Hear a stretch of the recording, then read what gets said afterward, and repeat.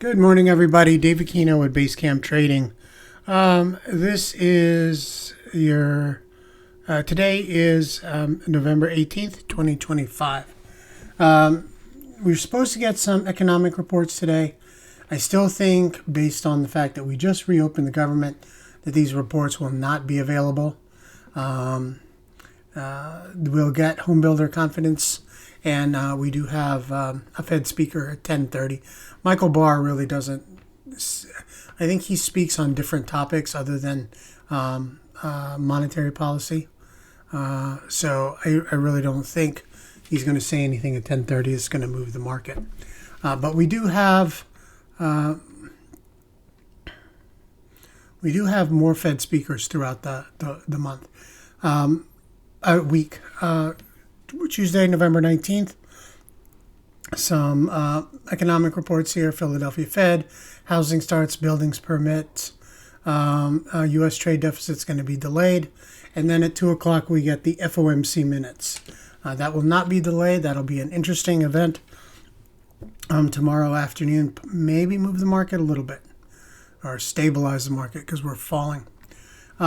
Thursday, we have, again, reports are delayed here. U.S. employment report. The weekly jobless claims are here too. U.S. leading economic indicators. And then we have Fed speakers at 11 o'clock and 1:40. And then Paulson speaks in the evening. And then Friday, it rolls into Michael Barr, Philip Jefferson maybe saying something there. Lori Logan at 9. And then U.S. flash services PMI and manufacturing PMI. And then consumer sentiment. So again, those are going to be interesting. The one thing to point out also, tomorrow after the close, the 19th, is NVIDIA's earnings. So the market will be paying very close attention to that. Let's take a look at the market price action. And you guys had a great afternoon breakout trade, just let me point out. All right, so this is where we left the room yesterday. Okay, so the market had made that big retracement, okay, and then we caught. I'm a little disoriented because this was, I thought, a pretty big move. We caught this move, and then it made a strong bounce here. I'm like, oh wow, that's pretty big, and then we were right around here when we ended the trading room. It was already falling a little bit. We were thinking 50% retracement. This thing continued to fall, retesting the low, and then bouncing around. So our thinking was like, okay, we've tested it a couple times, bouncing. We're looking for a retracement. Yeah, no. Here at 2 o'clock, after this lunchtime consolidation, see, this is lunch, 1 o'clock to 2 o'clock. 2 o'clock, we break the morning low. This is your entry below 6,700. Roughly, I don't know, if I had to put a number, 66.95, and you had a move down to 75, okay? It took less than 10 minutes. Consolidation around 75, and then it broke again at 2:30. And a little bear flag there, but all the way down to 66.45. So the move from the break here is 50 points. And then, so this is the afternoon breakout, and this is the late day snapback trade. And if I'm correct, it is the appropriately sized late day snapback trade. Yes, you see where it ended? Exactly in between, let me erase this, in between the 23.6 and the 38.2. We're right there. And that is a late day snapback trade. So the point is, you guys had a 50-point drop in the afternoon. The market continued to fall. Now, something else to point out. So we made clearly a lower low. We closed where we opened on Friday. We probably are going to attempt to test the low. Okay, let me just see.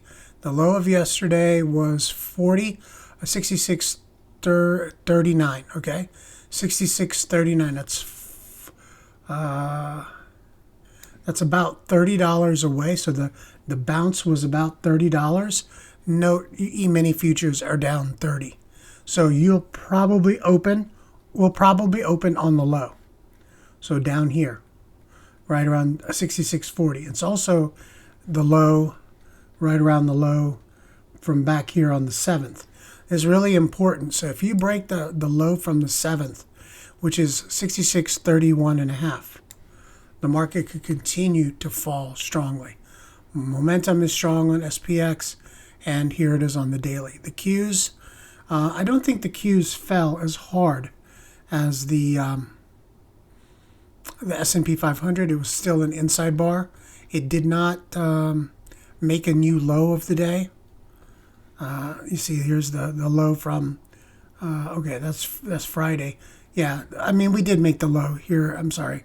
And then there's the bounce, okay? I'm just focusing on the next thing. The next thing is if we break lower in the NASDAQ and retest the low at 597.17, okay? So if you do that, you'll be already below the low from the 7th, and off you go down to the downside. Okay, so those are the major indices right there.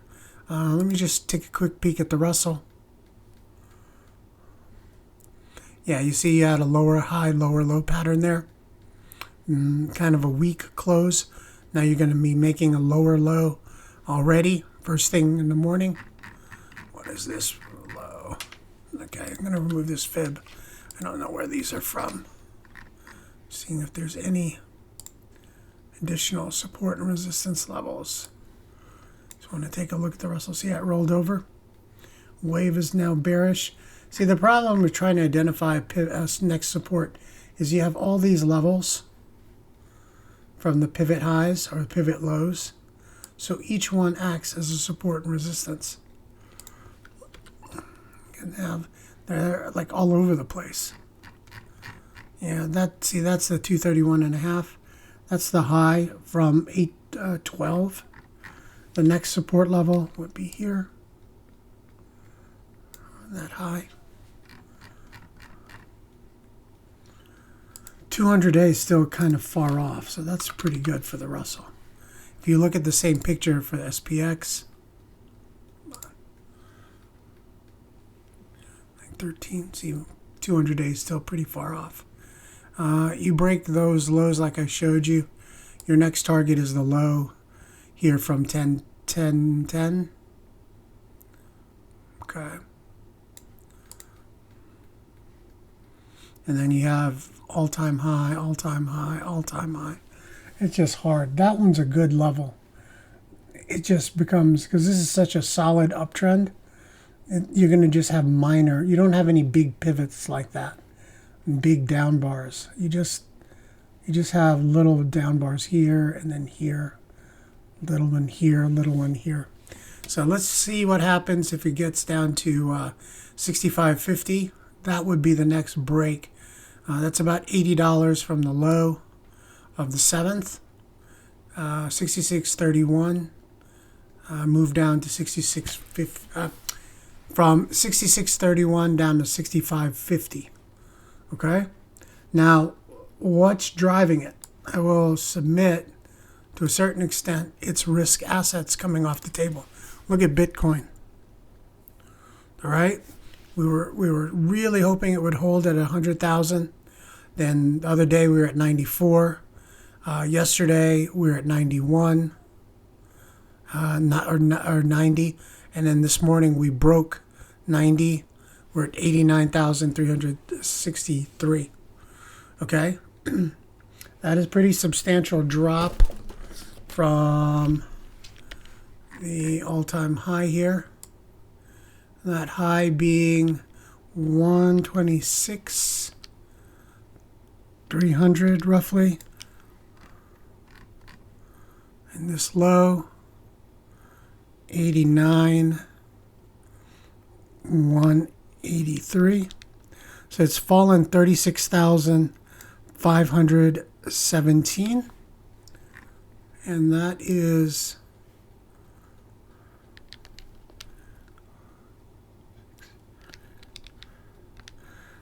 a 29% drop, or 28.9%. Probably getting kind of close to a bottom. See, we broke the 200-day. I don't know. This doesn't look quite like panic yet. But it's just a sell-off. Again, about 29% from high to low right now.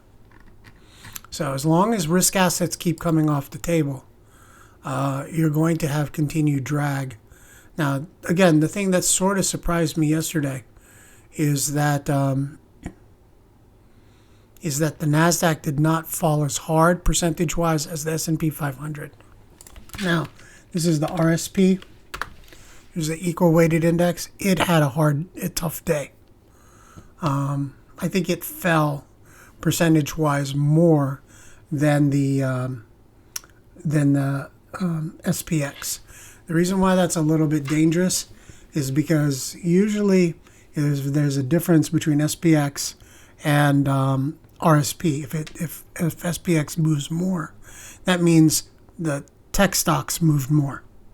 In this case, tech stocks move less, S&P move less, SPX move less than RSP. This is telling me the other stocks that are not tech had a bad day. Okay, it's better if everybody else in the S&P 500 are relatively stable, because that's the majority of the sectors. It's not the broad S&P. Okay, it's much better if tech has a bad day, it'll move the index, but it's only a few stocks. If all the dominoes are falling in all the stocks, it is not good for the broader market. Okay, so RSP has been holding up, and then all of a sudden you have that really kind of tough day. You do not want RSP to outperform to the downside versus SPX, because that's showing that everybody else is strong enough and selling off hard enough that the tech stocks can't keep it up. You see? So you have to think about what's moving in these indices. And you get a little bit of a good sign, because the surge in the S&P has been primarily driven by the tech stocks in the Nasdaq. If the tech stocks are trying to hold up, but everybody else is selling off, that's not a good sign. It's better off that the small portion of the high tech, because their market cap is rough, causes a loss, but the broader market is still strong. Okay, same thing with the Russell. Russell is everything else other than the S&P 500. If it's really starting to fall, you have what, 95% of the companies in the stock market rolling over, and then the tech stocks are just really trying to hold. They won't be able to hold back the weight of the whole entire market. Okay, so that kind of boils down to tomorrow. Okay, here is NVIDIA. All right, NVIDIA is near an area of support right around 180. Okay, you had an inside bar on the 50-day compared to Friday's bar. Friday's bar was kind of big. Okay, we had an inside bar. We had a wick above, a wick below, just some up and down movement. But the point is, you kind of close in the middle. Okay, there's the midline. So today, we're weaker. We want to hold above 180.5. Now, I'm not expecting a big sell-off. 1.5% is kind of big the day before earnings. Okay, and it's trying to move to the downside. See, it's already below yesterday's low. So the next, if the market rolls over today and really starts to sell off, you need to really hope that NVIDIA holds 180.50. Okay, if you look at the list, Apple is up, Google is up. That's good. Amazon is down, Meta's down, Microsoft's down, Tesla's down, NVIDIA's down. That's not good. Okay, so you look at the balance of which stocks in the Mag 7 are holding up, which one is weaker. If they were all red, we'd be in trouble. But Google and Apple are holding up a little bit. Now that could change once the bell rings, and also these are all down and could change when the bell rings. They could move back up. Okay? Generally speaking, the market will want to wait till NVIDIA reports, because the hot stocks have been AI. Okay? AI based, not just NVIDIA, the other ones. And it's kind of fueled this bullish surge in the last 3 to 9 months. Now, if we get some contraction in terms of outlook on expenditures and building out more AI infrastructure, that's not a good sign. That's not a good sign. And then if NVIDIA breaks 180 tomorrow or maybe even Thursday and sells off, it's going to pull the market down with it. So we're trying to figure out what's the next trigger that could cause the market to move. And again, right now, it's a risk asset coming out. You see it in Bitcoin, okay? You got to be careful, because the other concept too is you got to be careful, because what has happened in Bitcoin and in all of crypto in the last 6 months, okay? There has been a slow coming around of large institutions saying, okay, well, we're kind of late to the party. We better get on this Bitcoin boat, right? We better open funds. We better make it available to our consumers, our clients, start advising as an asset class. Okay, this is not the debate of is Bitcoin valid or not. You ask Warren Buffett, he said there's nothing there. All right, but the point being is this: a lot of money in Bitcoin, if it's through these funds, that's all new money. Okay, and it's great when it's going up. You put money in there, it goes up. But if you put money in there and you look at your statement 3 months in and you bought up here, and then you see all these headlines, you go check your balance and you're like down 10%, 12%, 20%, right? You bought near the high, you're down almost 29%. Are you likely to say, oh, that's really good, I'm going to buy the dip? No, you're thinking, oh crap, I made a mistake. So all that money is new. It's not like I've been in the Bitcoin ETF for, here's IBIT. I've been in Bitcoin for the past 10 years. I haven't had the appreciation in my shares. So if you look at IBIT, basically, if you got in any time after April in this run, your assets are about to go break even. If you got in May or June or July or August, you're underwater. Okay, this is not because this is probably speculative for some investors, because they saw the news with the president, they saw all this crypto stuff, they see their major institutions opening up crypto investments. They're like, okay, I feel comfortable now. And then they see it go up every day, they feel good. Now you have this pullback and it's like, I made a mistake. I'm down 20%, I got to get out. You just have to think about that psychology, and it could be the case. And I know there's a lot of people like, yeah, I've been holding Bitcoin forever, and I'm going to buy and hold, hold on for dear life. That's fine, because you still have a gain. I'm talking about all the newbies, all the money flow since then. Something to think about. And, you might think, well, I'm not invested in Bitcoin. Why should I care? Because the more money that you lose in Bitcoin, some of the riskier plays, you may say, oh, okay, if Bitcoin was kind of high valuation, however you value it, maybe AI's in a bubble too. Okay, time to cut back, time to be conservative, and so on. So it's just a psychology thing, right?